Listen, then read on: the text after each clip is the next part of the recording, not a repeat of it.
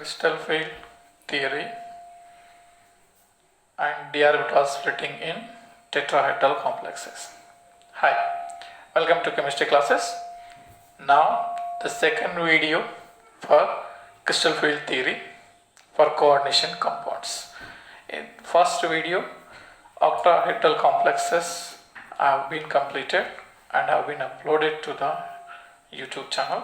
So please watch that one before watching this video, because in octahedral complexes, before the octahedral complexes crystal field theory, d orbital splitting, we have some introductory concepts regarding crystal field theory. So my best advice is, before watching this video, that is before learning crystal field theory or d orbital splitting in tetrahedral complexes, first you should be very aware in octahedral complexes d orbital splitting. So please watch that video. After that, watch this video and practice tetrahedral complexes d orbital splitting. Now I am going to start CFT, that is crystal field theory for tetrahedral complexes. Tetrahedral complexes. First you should know one concept, that is tetrahedral complexes are formed by approaching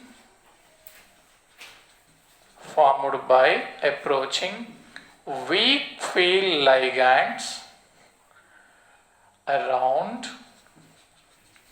central metal ion,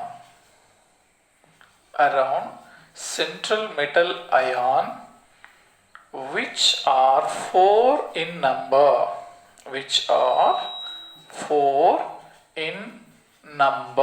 that is coordination number of the complex is 4, and that 4 ligands must be weak field ligands, because strong field ligands do not form tetrahedral complexes. One or two exceptions will be there, but main thing, weak field ligands forms tetrahedral complexes. Those have the coordination number 4. If strong field ligands are present, they form square planar complexes because of dsp2 hybridization. Weak field ligands always forms tetrahedral complexes because sp3 hybridization. sp3 hybridization means outer shell s orbital, p orbital undergoes hybridization, right? So crystal field theory for tetrahedral complexes. So that hybridization, orbitals, all things should not be discussed in this crystal field theory, because according to this theory, there is no orientation, there is no orbital overlap between central metal ion orbitals and ligand orbitals. So it is different concept. It is entirely different concept as compared to valence bond theory. So how d orbital splitting takes place in tetrahedral complexes, let us see. First thing,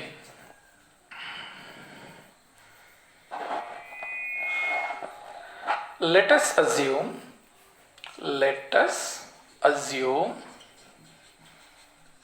a cubical shape.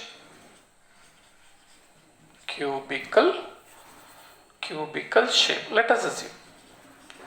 To understand the d orbital splitting in crystal field theory, that is in coordination compounds with tetrahedral complexes, first you should assume a cubical shape. I am drawing that cubical shape. This is the cube. This is the cube. I wrote the cube. Then let us consider a metal is present at the center of the cube. Central metal ion is present at the center of the cube, and here central metal ion is in the center of the cube. in the center of cube, that is body center. And let us, I am not saying this is 8 count, let us assume only, it is not perfect. 8 ligands are yet 8 corners of the cube. 8 corners of the cube. Just assume it is not 8 ligands will be there in tetrahedral complexes. Just assume. I am writing that 8 ligands at the corners. Here 1 ligand, 2, 3, 4, 5, 6, 7, 8. 8 ligands are present at the corner. So if 8 ligands are approaching the metal in a cubical shape through the corners, so which orbitals will be near to these ligands? We know already d orbitals contains 2 types of orbitals based on their orientation. What are they? Easy orbitals, T2z orbitals.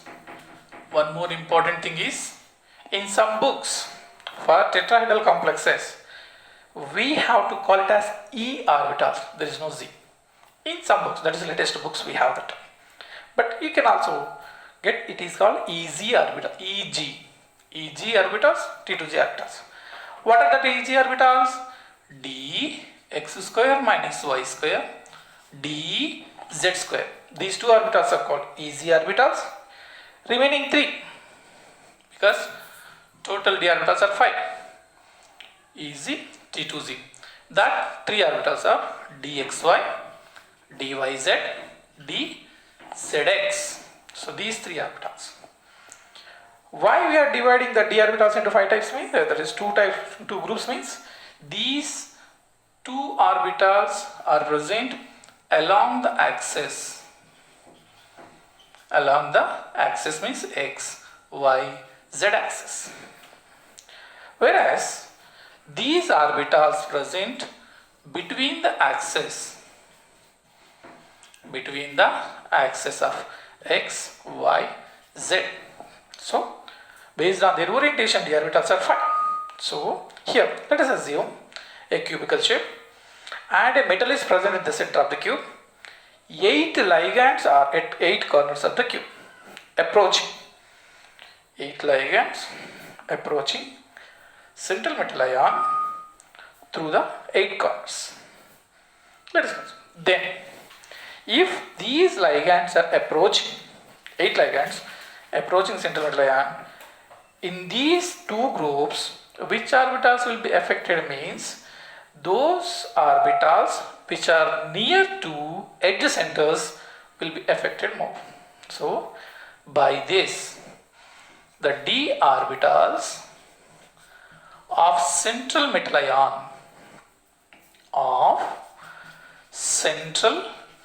metal ion yet not yet, near to edge centers are affected more by ligands.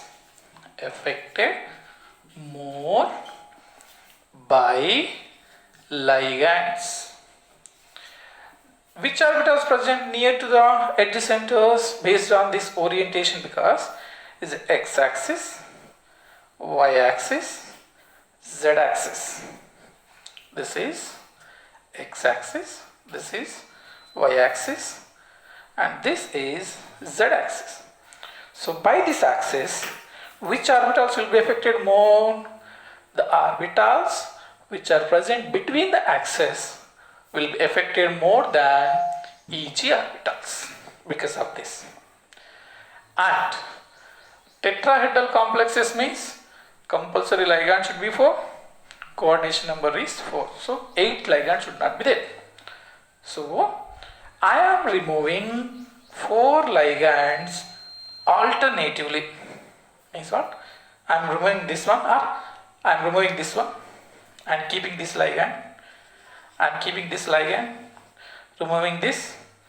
After I am keeping this one, removing this, and keeping this one, removing this. If I remove these 4 ligands which are present alternatively, then we get tetrahedral shape.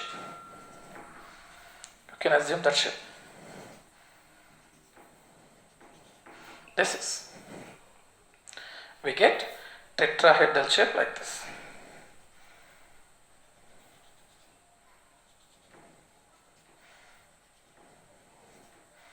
Got it? This is central metal ion. These 4 ligands are arranged tetrahedrally. So now the orbitals which are near to the edge centers of the cube are affected more by ligands, means T2g orbitals are affected more than Eg orbitals. Due to this, what will happen? D orbital splitting takes place. How the d orbital splitting takes place? Let me see. I think you got this idea, okay? Now I am writing splitting of d orbital in tetrahedral complexes.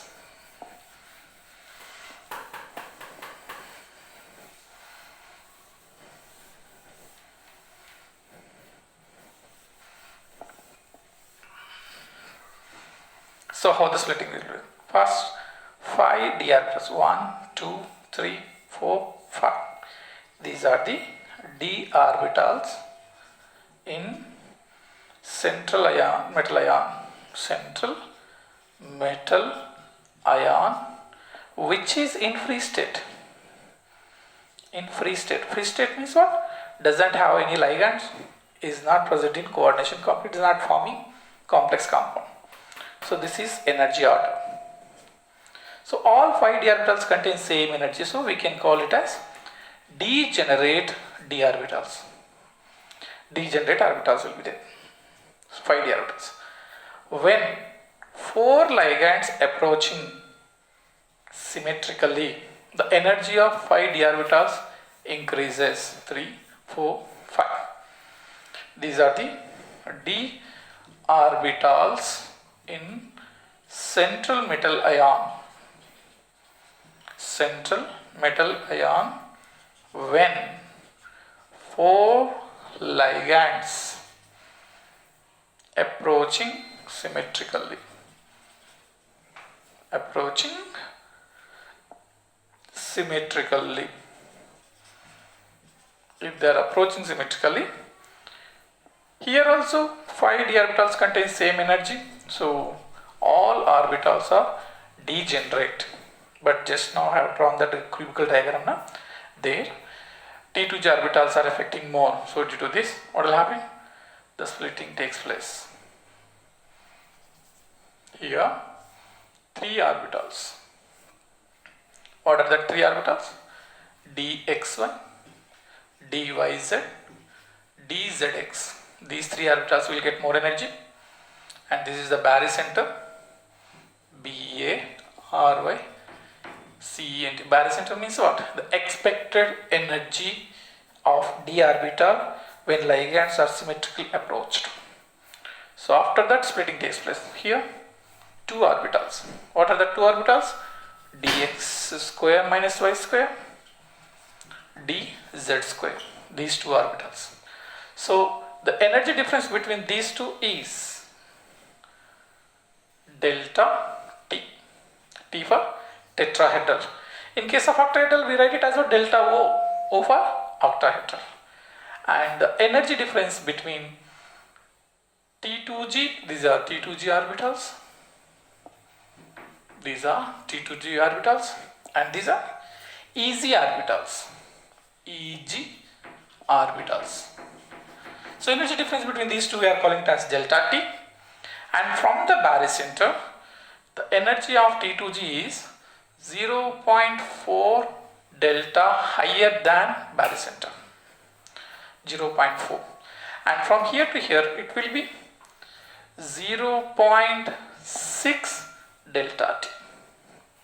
The energy difference from barycenter to Eg orbitals after splitting. Like that, splitting takes place in tetrahedral complexes. So you should know one thing. Tetrahedral complexes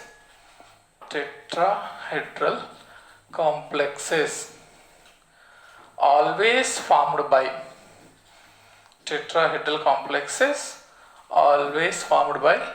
weak field ligands.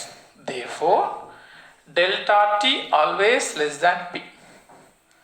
They never be delta T greater than P. Never. Always less than P. So if delta T less than P, compulsory they form high spin complexes. I am writing where I have to write here. So tetrahedral complexes, I am writing shortcut. Tetrahedral complexes always high spin complexes. High spin complexes. Suppose same central metal ion with the same ligands. If it is forming octahedral complex and tetrahedral complexes. For same central metal ion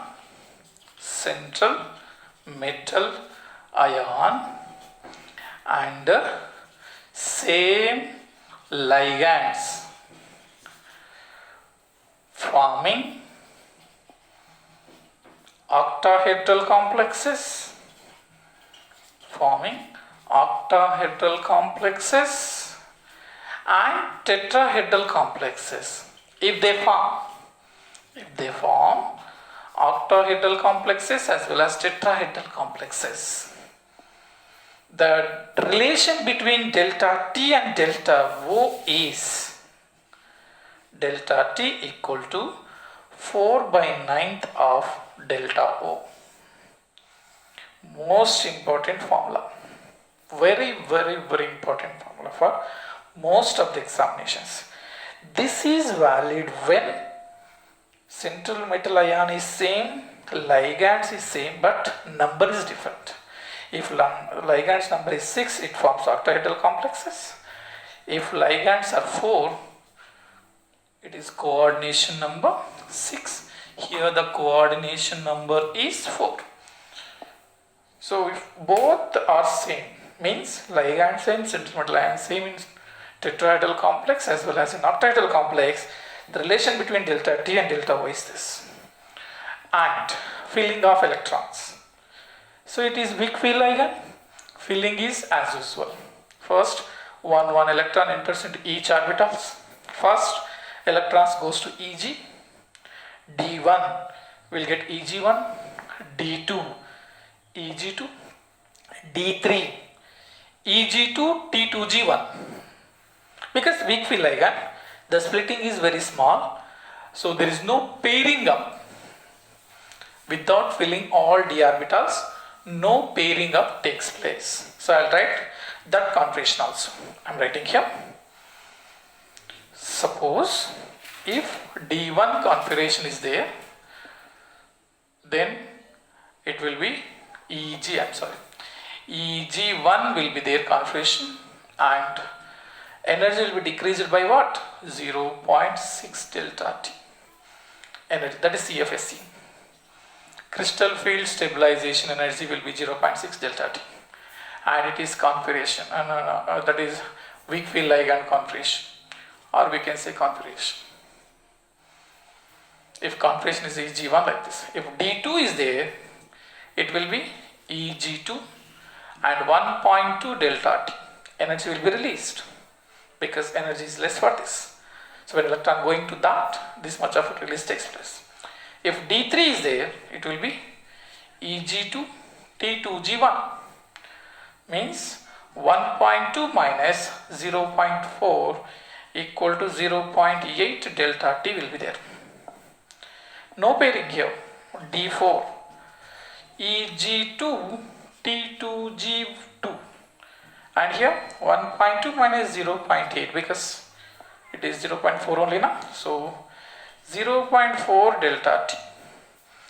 D5 Eg2 T2G3, and it is 1.2 minus 1.2 equal to 0.0 delta T. No release of any energy, no absorption of any energy. Then D6 3 T2G3, it will be configuration. And here 3 electrons are there. So 3 means 1.8 minus 1.2 equal to 0.6. 0.63 is the right. 0.6 delta T minus P. P means what? Pairing energy. Pairing energy means what? Energy required to pair up the electrons. So some energy will be utilized for pairing. So it is P for pairing energy. I am writing here.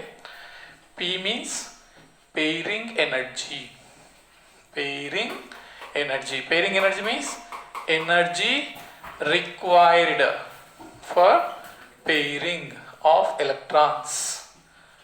Pairing of electrons. So that is, and D7, D8, D9, D10 you can write as usual.